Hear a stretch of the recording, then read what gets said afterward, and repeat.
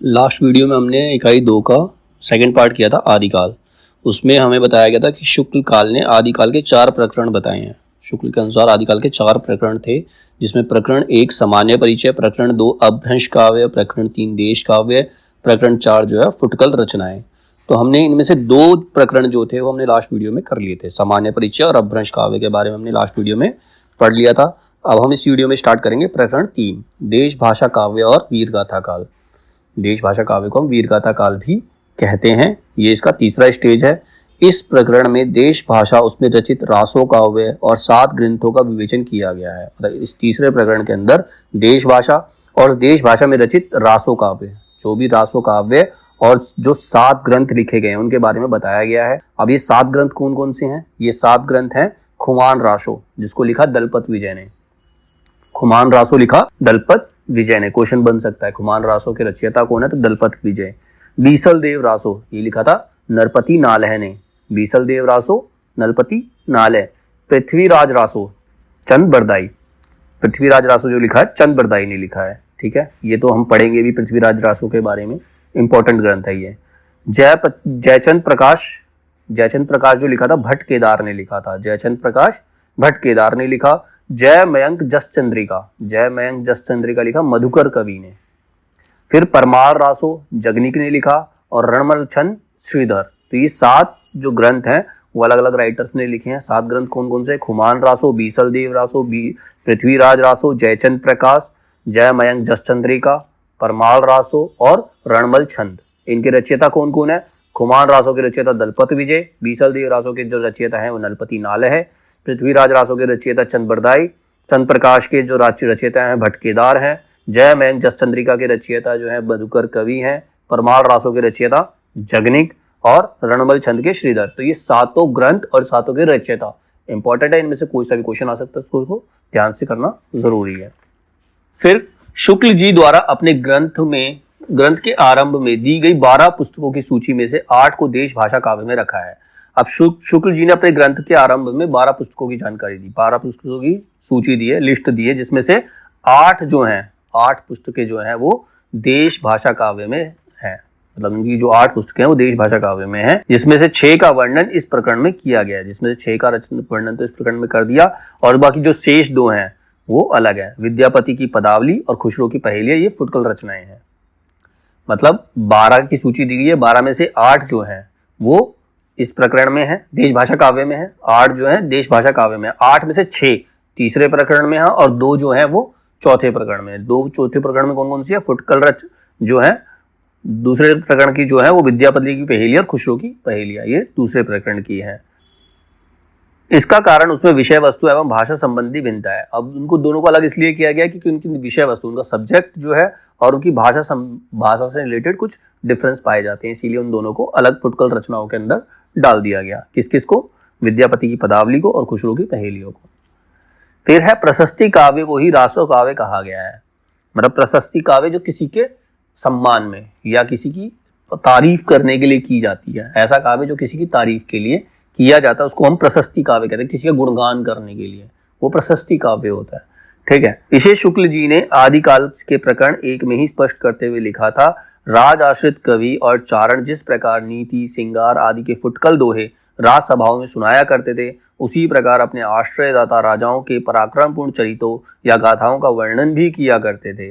मतलब इन प्रशस्ति काव्य के अंदर क्या होता है, जो उस समय के राजा वगैरह होते तो उन्हीं की तारीफ की जाती है, उनके गुणगान किए जाते हैं, चाहे वो बेकार भी हो फिर भी झूठी तारीफें उनकी की जाती है। यही प्रशस्ति काव्य होता है। यही प्रबंध परंपरा रासो के नाम से जानी जाती है। इसी प्रबंध परंपरा को हमने रासो का नाम दे दिया कि उसमें अपने राजा की बढ़ा चढ़ाकर तारीफें की गई हैं, इसीलिए इसको रासो का नाम दे दिया।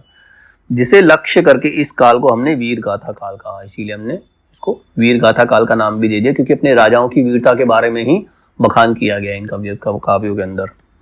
गुप्त साम्राज्य के ध्वस्त होने पर हर्षवर्धन, जब गुप्त साम्राज्य खत्म हो गया तो हर्षवर्धन की जो मृत्यु हुई थी संवत 704 के उपरांत भारत का पश्चिमी भाग ही भारतीय सभ्यता और बल वैभव का केंद्र हो रहा था। मतलब जो हमारा वेस्टर्न पार्ट था वहीं पर भारतीय सभ्यता बची हुई थी। वहीं के जो राजा थे थोड़े बलशाली माने जा रहे थे, जिसमें कन्नौज, अजमेर, अनहिलवाड़ा आदि बड़ी बड़ी राजधानी उधर ही प्रतिष्ठित थी। उधर की भाषा ही शिष्ट मानी जाती थी, मतलब उन्हीं की भाषा को हम सही मानते थे, क्योंकि सारे राजा महाराजा वहीं के पावरफुल थे, जहां पावर होती है वहीं पर उनको मान्यता मिलती है। और कवि चारण उसी भाषा में रचना करते थे, तो कवि भी उसी भाषा में रचना करते थे। प्रारंभिक काल का जो साहित्य हमें उपलब्ध है, रासो साहित्य जो हमारे पास है, उसका आविर्भाव उसी भूभाग में हुआ, मतलब वेस्टर्न कल्चर में ही उसका आविर्भाव, मतलब उनकी शुरुआत हुई। हर्षवर्धन के बाद केंद्रीय सत्ता ना रहने से छोटे छोटे राज्य खुद को स्वतंत्र घोषित कर चुके थे। अब एक कोई बड़ा राज्य तो था नहीं, बड़ा राजा था नहीं जो सबको कंट्रोल कर सके, तो इसीलिए छोटे छोटे राज्य थे वो खुद को स्वतंत्र घोषित कर दिया। लड़ाई आम हो गई थी, कभी साम्राज्यवादी इच्छा से तो कभी कभी शौर्य प्रदर्शन मात्र से ही लड़ाई मोल ली जाती थी, मतलब अपने आप को श्रेष्ठ सिद्ध करने के लिए भी राजा लोग लड़ने लगते थे। बीच बीच में मुसलमानों जो बाहर से आए थे के हमले भी होते रहते थे, मुसलमानों के हमले भी होते रहते थे। इस प्रकार जिस समय से हमारे हिंदी साहित्य का अभ्युदय होता है वह लड़ाई भिड़ाई का समय था। जहां से हमारा साहित्य शुरू हुआ उस समय लोग आपस में लड़ रहे थे। वीरता के गौरव का समय था, मतलब सब अपने आप को श्रेष्ठ सिद्ध करना चाहते, अपने आप को वीर सिद्ध करना चाहते थे, इसीलिए इसको वीर गाथा काल का नाम दिया। ऐसे में केवल वीर गाथाओं की ही उन्नति संभव थी। राजा भोज की सभा में खड़े होकर राजा की दानशीलता का लंबा चौड़ा वर्णन करके लाखों रुपए पाने वाले कवियों का समय बीत चुका था।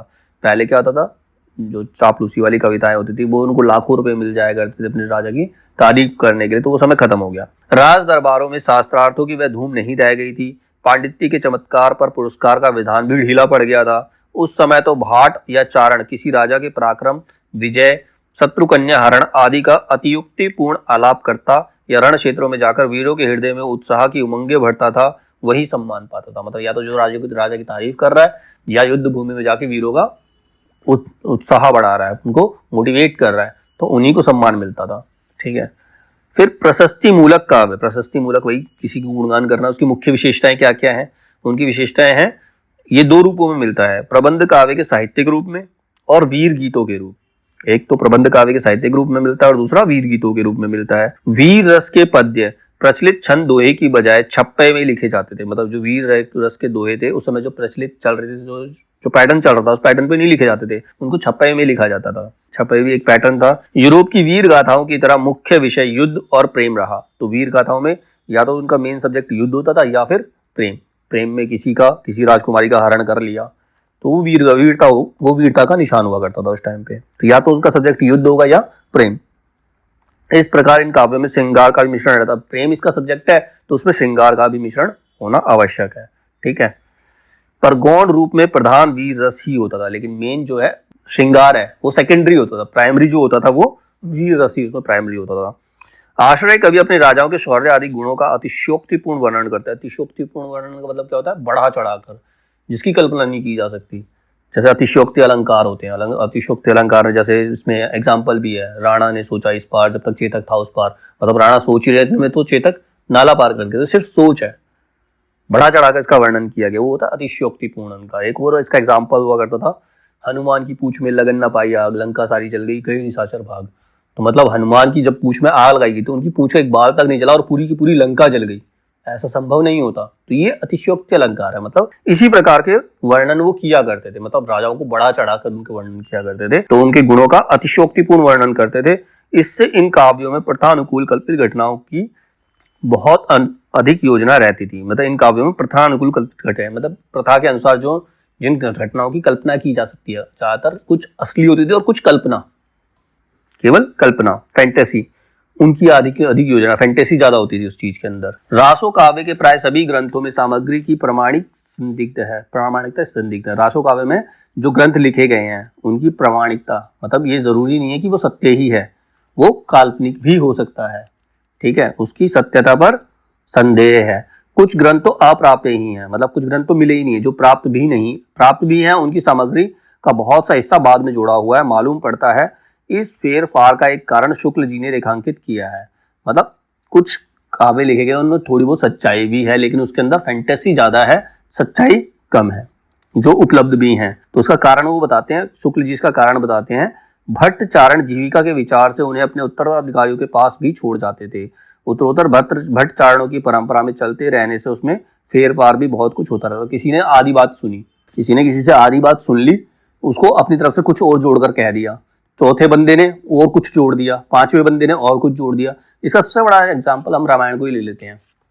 जो रामायण है वाल्मीकि ने जो लिखी, तुलसीदास ने जो लिखी और जो साउथ के राइटर्स भी हैं उन्होंने भी लिखी, सब में थोड़ा थोड़ा डिफरेंस मिलेगा। सबके अंदर कुछ ऐसी चीजें होंगी जो एक के अंदर नहीं होगी, दूसरे के अंदर होगी। तो वो सच भी हो सकता है और जोड़ा गया भी हो सकता है। जैसे कुमार विश्वास कहते हैं कि जो रामायण है इसमें बाद में जो सीता को निकाला गया ये सिर्फ जोड़ा गया, ये सत्य नहीं था। तो इसका कोई प्रूफ नहीं है, ठीक है। तो यही होता है इसके अंदर, ठीक है। बीसल देव रासो, बीसल देव रासो के काव्य के अर्थ में रसायन शब्द बार बार आया है। बीसल देव रासो जो काव्य है उसमें रसायन, रसायन क्या होता है? जो रस देता, जो आनंद की अनुभूति देता, उसको रसायन कहते हैं, ठीक है। अतः हमारी समझ इसी रसायन शब्द से होते होते रासो हो गया। रसायन को चेंज करके क्या कर दिया? रासो कर दिया। नाले के इस बीसल देव में जैसा कि होना चाहिए था, ना तो उक्त वीर राजा की ऐतिहासिक चढ़ाइयों का वर्णन है, मतलब उसमें ऐसा कोई वर्णन नहीं है जिसमें उसने बहुत सारे युद्ध जीते हो, ना उसके शौर्य पराक्रम का, मतलब ऐसा कोई प्रूफ नहीं मिलता। श्रृंगार रस की दृष्टि से विवाह और रूट कर विदेश जाने का मनमाना वर्णन। तो बीसल देव रासो में ऐसा कुछ नहीं है जिससे उसकी वीरता सिद्ध होती हो, ठीक है। इस छोटी सी पुस्तक को बीसल देव ऐसे वीर का रासो कहना खटकता है, पर जब हम देखते हैं कि यह कोई काव्य ग्रंथ नहीं है, केवल गाने के लिए इसे रचा गया था, मतलब एक गाना ही एक तरह से, तो बहुत कुछ समाधान हो जाता है। मतलब गाने तो कुछ भी बन सकते हैं, उसमें सच्चाई ढूंढने की जरूरत नहीं है। ये पुस्तक ना तो वस्तु के विचार से ना भाषा के विचार से अपने असली और मूल रूप में कही जा सकती है। इनके वीर चरित्र का बहुत कुछ वर्णन इनके राज कवि सोमदेव रचित ललित विग्रह राज नाटक में है। मतलब उनकी वीरता का जो थोड़ा बहुत चित्रण मिलता है तो उनके जो राज कवि थे जिनका नाम था ललित विग्रह राज, ललित विग्रह राज नाटक है और उन कवि का नाम था सोमदेव। सोमदेव ने जो ललित विग्रह राज नाटक में लिखा है उसी से उनकी वीरता का प्रमाण थोड़ा बहुत मिलता है। ये था बीसल देव रासो। बीसल देव रासो के बाद पृथ्वीराज रासो। पृथ्वीराज रासो ये चंद्र बरदाई ने लिखा है, ये हिंदी के प्रथम महाकवि माने जाते हैं। चंद्र बरदाई जो है हिंदी के प्रथम महाकवि माने जाते हैं। तो क्वेश्चन बनता है हिंदी के प्रथम महाकवि कौन माने जाते हैं? चंद्र बरदाई, जिन्होंने पृथ्वीराज रासो लिखा है। और इनका पृथ्वीराज रासो हिंदी का प्रथम महाकाव्य, पृथ्वीराज रासो जो है हिंदी का प्रथम महाकाव्य है। ये ग्रंथ ना तो भाषा के इतिहास के ना साहित्य के इतिहास के जिज्ञासुओं के काम का है। मतलब ये ग्रंथ अगर कोई साहित्य का इतिहास जानना चाहता है या भाषा का इतिहास जानना चाहता है तो उनकी किसी काम का नहीं है ग्रंथ, ठीक है। यह पूरा ग्रंथ वास्तव में जाली है, जाली मतलब नकली है। पूरा ग्रंथ, पूरा का पूरा ग्रंथ ही नकली है, मतलब पूरी फैंटेसी है ये, ठीक है, कल्पना मात्र है। तो प्रादेशिक बोलियों के साथ साथ ब्रज या मध्य देश की भाषा का आश्रय लेकर एक सामान्य साहित्यिक भाषा की स्वीकृति हो चुकी थी, जो चारणों में पिंगल भाषा के नाम से पुकारी जाती थी। उस समय जो चारण थे भाषा का इस्तेमाल करते थे उसको बोलते थे पिंगल भाषा, ठीक है। अपभ्रंश के रोग से शुद्ध राजस्थानी भाषा का जो साहित्य रूप था वह डिंगल कहलाता था, और अपभ्रंश मिला करके जब शुद्ध राजस्थानी भाषा बोली जाती थी उसका नाम क्या रखा? डिंगल भाषा। तो पिंगल और डिंगल, ठीक है। ये था प्रकरण 3 स्टेज 3। नाउ स्टेज 4 प्रकरण 4 फुटकल रचनाएं। अब फुटकल रचनाएं किस प्रकार की हैं? आदि काल में मोटे तौर पर 3 तरह की भाषाएं मिलती। अगर प्राकृत काल को देखें तो उस समय 3 तरह की भाषाएं थी। कौन कौन सी थी 3 तरह की भाषाएं? प्राकृत रूढ़ियों में बहुत कुछ बद्ध भाषा, अपभ्रंश, इसके भी 3 रूप मिलते हैं। अपभ्रंश के 3 रूप मिलते हैं। प्रचलित काव्य भाषा जो सिद्धों की भाषा थी, सिद्धों की जो भाषा थी वो प्रचलित काव्य भाषा। नाथों की भाषा सदुकड़ी, नाथों की भाषा सदुकड़ी। और तीसरी है सारंगधर विद्यापति की बोली, जिसको हम अपभ्रंश कहते हैं। सारंगधर और विद्यापति की जो बोली है वो अपभ्रंश है। प्राकृत की रूढ़ियों से बहुत कुछ मुक्त भाषा, देश भाषा 2 रूप में है। अब प्राकृत की रूढ़ियों से मुक्त होने के बाद भाषा का नया रूप आया जिसको हम देश भाषा कहते हैं। अब देश भाषा भी 2 रूप में है। 2 रूप कौन कौन से थे? पिंगल और डिंगल, पिंगल और डिंगल। प्राकृत की रूढ़ियों में लगभग मुक्त भाषा विद्यापति पदावली और खुसरो की पहेलियां आदि इसके उदाहरण है। अब प्राकृत रूढ़ियों से अलग होकर कुछ भाषा देखनी है तो वो भाषा तुम्हें मिलेगी विद्यापति की पदावलियों में और खुसरो की पहेलियों में। उसमें प्राकृत भाषा की रूढ़ियां नहीं है, मतलब पुराने इस्तेमाल उन्होंने नहीं किए। देश भाषा पर भाषा संबंधी पुरानी रूढ़ियों के प्रभाव को लक्षित करते हुए शुक्ल जी ने लिखा है। अब देश भाषा पर संबंधी पुरानी रूढ़ियों, मतलब देश भाषा की पुरानी जो रूढ़ियां हैं, पुराने जो रीति रिवाज हैं, जो पुरानी तरह की बोलियां थी, उनका प्रभाव है। उसके बारे में शुक्ल जी क्या कहते हैं? जैसे पुराना चावल ही बड़े आदमियों के खाने योग्य समझा जाता है, वैसे ही अपने समय से कुछ पुरानी पड़ी हुई परंपरा के गौरव से युक्त भाषा ही पुस्तक रचने वालों के व्यवहार योग्य समझी जाती है। अगर जैसे पुराना चावल, अगर कोई बड़ा आदमी है, मतलब कोई फेमस आदमी है, तो उसके लिए पुराने चावल मतलब मंगाए जाते हैं, खिलाए जाते हैं, उसकी योग्य माने जाता है। ऐसे ही अगर भाषा का इस्तेमाल करके कोई रचना कर रहे हैं, किसी विद्वान के लिए अगर कोई रचना की जा रही है, कोई विद्वान अगर रचना कर रहा है तो उसमें पुरानी रूढ़ियों का होना आवश्यक माना गया है। देश भाषा के बाद पुरानी रूढ़ियों का प्रभाव होना जरूरी है। विद्यापति ने अपनी पदावली और अमीर खुसरो ने अपनी विभिन्न रचनाओं में जनता की बहुत कुछ असली बोलचाल और उनके बीच कहे सुने जाने वाले पद्यों की भाषाओं में बहुत कुछ असली रूप का उपयोग किया है। मतलब जो खुसरो है और विद्यापति है, इन्होंने जब अपने रचनाएं की तो उसके अंदर आम बोलचाल की भाषा का इस्तेमाल किया ताकि लोग आसानी से उसे समझ पाएं और उनको उसको सुनने में भी इंटरेस्ट आए। जैसे कि अगर कोई व्यक्ति किसी गांव से होता है, उनकी अलग भाषा होती है, हरियाणा की भाषा अलग है, राजस्थान की अलग है, पंजाब की अलग है, तो जो प्रॉपर अपने गांव से है उसको अपनी भाषा में सुनना ज़्यादा पसंद आता है, अपनी भाषा में कुछ भी चीज़ सुनना ज़्यादा पसंद आती है, इसीलिए इन्होंने इस चीज़ का इस्तेमाल किया। खुसरो ने पश्चिम और विद्यापति ने पूरब की भाषा का प्रयोग किया है। खुसरो ने पश्चिमी भाषा का, जिसमें राजस्थान वगैरह आ जाते हैं, विद्यापति ने पूरब की भाषा जिसमें उत्तर प्रदेश वगैरह आ जाते हैं, तो उनका इस्तेमाल उन्होंने किया है। अब है अमीर खुसरो। अमीर खुसरो के बारे में लिखा है। अमीर खुसरो कौन है? ये फारसी के बहुत अच्छे ग्रंथकार और समय के नामी कवि थे। अमीर खुसरो कौन थे? फारसी के बहुत अच्छे ग्रंथकार थे और समय के नामी कवि थे। ये बड़े ही विनोदी, मिलनसार और सहृदय थे। विनोदी मतलब हंसी मजाक करने वाले, मिलनसार एक दूसरे से मिलजुल कर रहने वाले और अच्छे हृदय के व्यक्ति थे। इसी से जनता की सब बातों को पूरा योग देना चाहते थे। वो जनता की सब बातों को पूरा योग मतलब उनको सम्मान देना चाहते थे। इनकी पहेलियां और मुकरियां प्रसिद्ध हैं। उनकी जो पहेलियां आज भी पढ़ी जाती हैं, पहेलियां और मुकरियां जो उन्होंने लिखी हैं वो आज भी लोग पढ़ते हैं, बहुत ज़्यादा फेमस है। इनमें उक्ति वैचित्र्य की प्रधानता थी। उक्ति वैचित्र्य मतलब कुछ ना कुछ मीनिंग निकलता है, ठीक है, किसी से दिमाग को तेज करने के लिए लोग पहेलियां पूछते हैं कि किसी के अंदर कितना दिमाग है, उस पहेली का जवाब दे सकता है, नहीं दे सकता। यद्यपि कुछ रसीले गीत और दोहे भी इन्होंने कहे हैं। खुसरो के नाम पर संग्रहित पहेलियों में कुछ परिष्कृत और पीछे की जोड़ी पहेलियां भी मिल गई हैं, इसमें संदेह नहीं। मतलब उसमें उनकी कुछ पहले से जोड़ी गई पहेलियां हैं और कुछ नई पहेलियां भी हैं। उसके उदाहरण है जैसे हुक्के वाली पहेली। हुक्का व तंबाकू खुसरो के बहुत बाद जहांगीर के समय में प्रचारित हुआ। मतलब हुक्का और हुक्के की जो पहेली बहुत पहले बन गई थी, लेकिन हुक्का और तंबाकू आया था जहांगीर के समय में, बहुत बाद में आया, लेकिन उन्होंने पहेली में पहले इस्तेमाल कर लिया था, ठीक है। इसकी हिंदी की रचनाओं में दो प्रकार की भाषा का प्रयोग मिलता है। दो प्रकार की भाषाएं कौन कौन सी हैं? पहला है ठेठ खड़ी बोलचाल, पहेलियों, मुकरियों और दो सुखनों में ही मिलती हैं। यद्यपि इनमें भी कहीं कहीं ब्रज भाषा की झलक दिखाई देती है, क्योंकि वो पूरब से हैं, ईस्ट साइड से, तो वहां पर ब्रज भाषा की झलक उसमें दिखाई पड़ती है। गीतों और दोहों की भाषा ब्रज या मुख प्रचलित काव्य भाषा ही है। या तो ब्रज भाषा है, जो गीत और दोहे इन्होंने लिखे हैं उसमें या तो ब्रज भाषा है या फिर जो समय मेन बोलचाल की भाषा वो है। खुसरो की भाषा दीर्घ मुख्य परंपरा के बीच किसी अंश तक शायद कुछ बदल गई होगी। उनका पुरानापन कुछ निकल गया होगा, पर यह निश्चित है कि उसका ढांचा कवियों और चारणों द्वारा व्यवहृत प्राकृत की रूढ़ियों में से जकड़ी काव्य भाषा से भिन्नता। मतलब जो चारण और पहले के जो कवि थे उनकी भाषा से बहुत अलग है। वो तो पुरानी रूढ़ियों से जकड़े हुए थे, केवल वही शब्द इस्तेमाल करते थे जो पुरानी हिंदी के अंदर मिलते हैं। कबीर की अपेक्षा खुसरो का ध्यान बोलचाल की भाषा की ओर अधिक था। कबीर का भी ध्यान था बोलचाल की भाषा के ऊपर, लेकिन उसकी अपेक्षा खुसरो का ध्यान ज्यादा था। उसी प्रकार जैसे अंग्रेजों का ध्यान बोलचाल की भाषा की ओर अधिक रहता है, खुसरो का लक्ष्य जनता का मनोरंजन था। उनका लक्ष्य ये नहीं था कि वो उनको ज्ञान दे रहे हैं, वो उनका मनोरंजन कर रहे हैं, एंटरटेनमेंट कर रहे हैं। पर कबीर धर्मोपदेशक थे। कबीर धर्म का उपदेश देते थे, लोगों को ज्ञान देते थे। अतः उनकी बानी पोथियों की भाषा का सहारा कुछ ना कुछ खुसरो की अपेक्षा अधिक लिए हुए है। ये तो हो गया खुसरो के बारे में। अब है विद्यापति। दूसरे कौन थे? विद्यापति। विद्यापति के बारे में पढ़ते हैं। 3 भाषाओं में काव्य रचना की। विद्यापति ने 3 भाषाओं में काव्य रचना की। 3 भाषाएं कौन कौन सी हैं? संस्कृत, अपभ्रंश और देश भाषा। पर जिसकी रचना के कारण ये मैथिल कोकिल कहलाए वह उनकी पदावली है। इनको मैथिल कोकिल के नाम से भी जाना जाता है। तो क्वेश्चन बन सकता है किस राइटर को मैथिल कोकिल के नाम से जाना जाता है? तो वो है विद्यापति।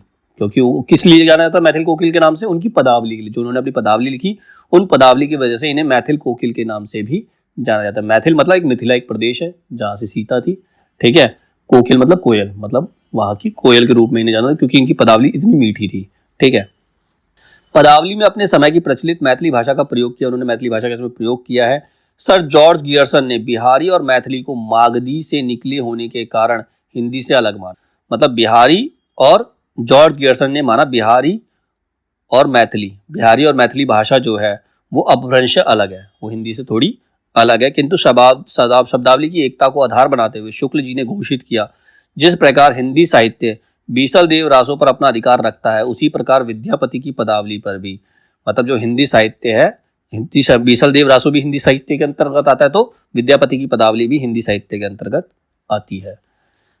आध्यात्मिक रंग के चश्मे आजकल बहुत सस्ते हो गए हैं। आध्यात्मिक मतलब लोगों की नजरों में धर्म का पर्दा चढ़ाना बहुत आसान, ठीक है। आध्यात्मिक रंग के चश्मे आजकल बहुत सस्ते हो गए हैं, उन्हें चढ़ाकर जैसे कुछ लोगों ने गीत गोविंद के पदों को आध्यात्मिक संकेत बताया। गीत गोविंद ये भी एक पद है, इनमें भी पदों की रचना की गई तो उसको आध्यात्मिक संकेत बता दिया। वैसे ही विद्यापति के इन पदों को भी सूर आदि कृष्ण भक्तों ने श्रृंगार पदों की भी ऐसी लोग आध्यात्मिक व्याख्या चाहते हैं, पता नहीं बाल लीला के पदों में वे क्या करेंगे। अब जो सूरदास है उन्होंने कृष्ण भक्ति के काव्य लिखे, जब जहां उन्होंने श्रृंगार वर्णन किया है लोग उसको भी भक्ति के रूप में देख, कृष्ण काव्य में श्रृंगार को भी भक्ति के रूप में ही देखते, क्योंकि वहां पर भगवान श्री कृष्ण का नाम आ गया।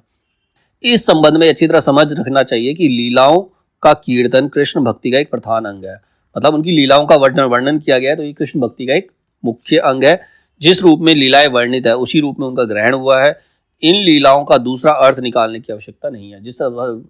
जिस अर्थ में वे समझाना चाहते हैं वही समझना जरूरी है।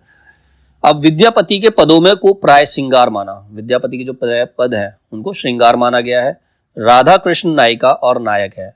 इनके जो विद्यापति के पदों के अंदर राधा और कृष्ण जो है, एक्टर और एक्ट्रेस जो है वो राधा और कृष्ण है। जयदेव के गीत काव्य के अनुकरण पर इनकी रचना की संभावना व्यक्त की और इनके माधुर्य को अद्भुत माना। मतलब उन्होंने जिस प्रकार से वर्णन किया है वो अद्भुत है, वो अलग ही है। विद्यापति को शैव माना। शैव मतलब शिव भक्त माना गया है उन्हें, ठीक है। विद्यापति को कृष्ण भक्तों की परंपरा में नहीं समझना। मतलब उन्होंने कृष्ण के ऊपर पद लिखे हैं, राधा और कृष्ण के ऊपर पद लिखे, लेकिन उन्होंने कृष्ण भक्त मानना गलत है। शुक्ल जी ने राजा हमीर तक वीर गाथा काल को माना है। अब वीर गाथा काल कब तक माना गया शुक्ल जी के अनुसार? राजा हमीर तक।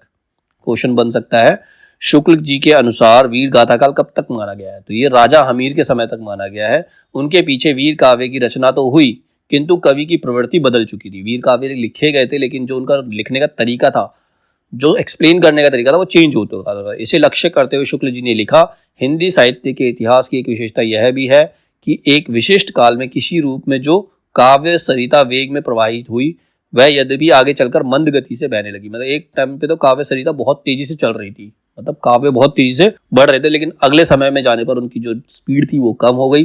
पर 900 वर्षों के हिंदी साहित्य के इतिहास में हम उसे कभी सर्वथा सूखी नहीं पाते। मतलब जो काव्य रचनाएं हैं वो कभी खत्म नहीं हो सकती, वो चलती ही रहेंगी, चाहे वो 900 वर्षों का इतिहास है, ठीक है। अब आदिकाल संबंधी प्रमुख तथ्य क्या है? कुछ फैक्ट है आदिकाल से रिलेटेड। कौन कौन से है? आदिकाल का नामकरण किया गया और उनके प्रसूता कौन है, मतलब वो नामकरण किसने किए हैं, मेन चीजें। आदिकाल का नामकरण, आदिकाल को चारण काल कहा किसने? जॉर्ज गियर्सन ने। आदिकाल को चारण काल कहा जॉर्ज गियर्सन ने। प्रारंभिक काल कहा मिश्र बंधु ने। फिर प्रारंभिक काल कहा गणपति चंद्र ने। तो प्रारंभिक काल, आदिकाल को प्रारंभिक काल दो बंधुओं ने कहा है, मिश्र बंधु ने और गणपति चंद्र गुप्त ने। बीजोपन काल, बीजोपन मतलब बीज मतलब जहां से स्टार्टिंग होती है, मतलब वही है इनका। तो बीजोपन काल किसने कहा? महावीर प्रसाद द्विवेदी ने। वीर गाथा काल ये रामचंद्र शुक्ल ने कहा, इसको वीर गाथा काल का नाम दिया रामचंद्र शुक्ल ने। सिद्ध सामंत काल ये नाम दिया राहुल सांस्कृत्यानंद ने, ठीक है। वीर काल विश्वनाथ प्रसाद मिश्र ने। वीर काल जो नाम दिया वो विश्वनाथ प्रसाद मिश्र ने दिया। संधि काल एवं चारण काल, संधि काल और चारण काल नाम दिया राम कुमार वर्मा ने। आदिकाल को आदिकाल हजारी प्रसाद द्विवेदी ने। जयकाल कहा रमाशंकर शुक्ल, जिनको हम रसाल के नाम से भी जानते हैं। रमाशंकर शुक्ल को रसाल के नाम से भी जाना जाता है। इन्होंने आदिकाल को जयकाल के नाम से संबोधित किया है। आधार काल सुमन राजे ने। अपभ्रंश काल धीरेन्द्र वर्मा ने। और उद्भव काल कहा वासुदेव सिंह ने। अब हिंदी का प्रथम कवि किसको माना गया? इसके अलग अलग राइटर्स के द्वारा हिंदी का प्रथम कवि अलग अलग है। जैसे हिंदी के प्रथम कवि पुष्यदंत पुंड, पुष्यदंत का नाम ही पुंड है, ये कहा था शिव सिंह सेंगर ने। शिव सिंह सेंगर के अनुसार हिंदी का जो प्रथम कवि है वो पुष्यदंत। गणपति चंद्र गुप्त के अनुसार हिंदी का प्रथम कवि जो है शालिभद्र सूरी है। राम कुमार वर्मा कहते हैं स्वयंभू जो है प्रथम कवि हैं। राहुल संस्कृत्यानंद के हिसाब से सरहपा जो है वो प्रथम कवि हैं हिंदी के। हजारी प्रसाद द्विवेदी के अनुसार अब्दुल रहमान हिंदी के प्रथम कवि हैं। डॉक्टर बच्चन सिंह कहते हैं कि विद्यापति हिंदी के प्रथम कवि हैं। और रामचंद्र शुक्ल के अनुसार चंद बरदाई जिन्होंने पृथ्वीराज रासो लिखा था वो हिंदी के प्रथम कवि हैं, ठीक है। और हिंदी पृथ्वीराज रासो जो है प्रथम महाकाव्य है। देवसेन कृत श्रुतावाचक को हिंदी की प्रथम रचना माना जाता है। देवसेन ने जो लिखी है श्रावकाचार को हिंदी की प्रथम रचना माना जाता है। जॉर्ज गियर्सन ने आदिकाल के अंतर्गत 9 कवियों को शामिल किया है। जॉर्ज गियर्सन के अनुसार आदिकाल के 9 कवि हैं। आदिकाल में 9 कवि हुए। मिश्र बंधुओं ने आदिकाल में पहले 19 कवियों को शामिल किया, जबकि मिश्र बंधुओं ने आदिकाल में 19 कवियों को शामिल किया था। फिर अगले संस्करण में सिद्धों एवं नाथों को शामिल कर संख्या इनकी 75 होगी। इन्होंने सिद्ध और नाथों को भी इंक्लूड कर दिया, तो इनकी संख्या कितनी हो गई? 75 होगी, ऐसा कहा था मिश्र बंधु के अनुसार। आचार्य शुक्ल ने आदिकाल को अनिर्दिष्ट लोक प्रवृत्ति का युग कहा। अनिर्दिष्ट मतलब जिसका कोई निर्देशन नहीं कर सकता, मतलब उसमें बहुत कुछ हुआ, उसको पूरी तरह से एक्सप्लेन नहीं किया जा सकता। इस प्रवृत्ति का कहा गया आदिकाल को, किसके अनुसार? आचार्य शुक्ल के अनुसार। आचार्य हजारी प्रसाद द्विवेदी ने आदिकाल को अत्यधिक विरोधी और व्याघातों का युग घोषित कर दिया, कि उसके अंदर बहुत ज्यादा लड़ाइयां होती थी, इसीलिए उसको विरोधी और व्याघातों का युग घोषित कर दिया। किसने? हजारी प्रसाद द्विवेदी ने। रामचंद्र शुक्ल क्या कहते हैं? उस समय जैसे गाथा कहने से प्राकृत का बोध होता था, वैसे ही दोहा या दूहा कहने से अपभ्रंश का पद्य समझा जाता था। अगर गाथा कह दिया, जैसे वीर गाथा, शौर्य गाथा, अगर ये कह दिया तो उससे बोध होता था कि इसमें प्राकृत भाषा है, वो प्राकृत भाषा का इस्तेमाल किया गया। वैसे ही अगर किसी ने दोहा या दूहा कहा तो ये समझ आता था कि वो अपभ्रंश भाषा है। ठीक है, ये किसने कहा? शुक्ल जी ने कहा। हजारी प्रसाद द्विवेदी क्या कहते हैं? दोहा या दूहा अपभ्रंश का अपना छंद है। दोहा और दूहा जो है अपभ्रंश भाषा में, उसी प्रकार जिस प्रकार गाथा प्राकृत का अपना छंद है। इसने भी सेम बात कही है जो शुक्ल ने कही थी। हजारी प्रसाद द्विवेदी ने अपने ग्रंथ हिंदी साहित्य का आदिकाल में लिखा, हिंदी साहित्य का आदिकाल, उसमें लिखा है, इस प्रकार 10वीं से 14वीं शताब्दी का काल, जिसे हिंदी का आदिकाल कहते हैं, भाषा की दृष्टि से अपभ्रंश का ही बढ़ाव है। मतलब 10th सेंचुरी से 14th सेंचुरी तक हिंदी का आदिकाल माना जाता है। तो वो काल जो है वो भाषा की दृष्टि से देखेंगे तो वहां पर अपभ्रंश को ही बढ़ावा दिया गया है, अपभ्रंश को ही प्रमोट किया गया है।